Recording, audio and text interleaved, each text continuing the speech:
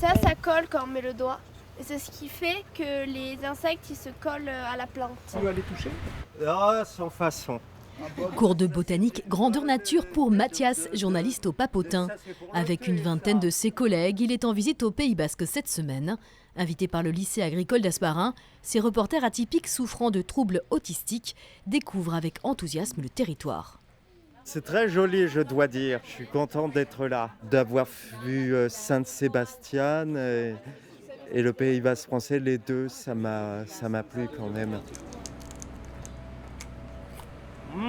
L'idée, c'était de faire connaître le territoire, de leur faire découvrir, à la rédaction du Papotin les richesses de notre territoire, y compris de l'autre côté de la frontière. L'occasion aussi pour les élèves du lycée de se confronter à la différence. Tu vas toute belle. Merci.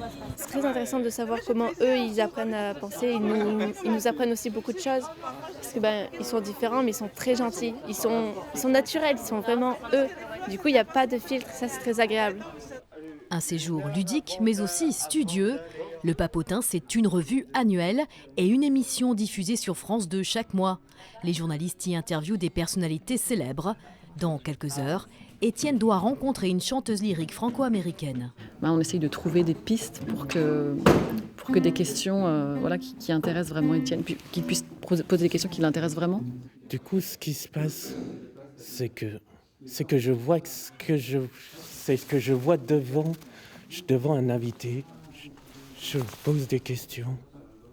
Créé en 1990, le Papotin compte aujourd'hui 53 journalistes.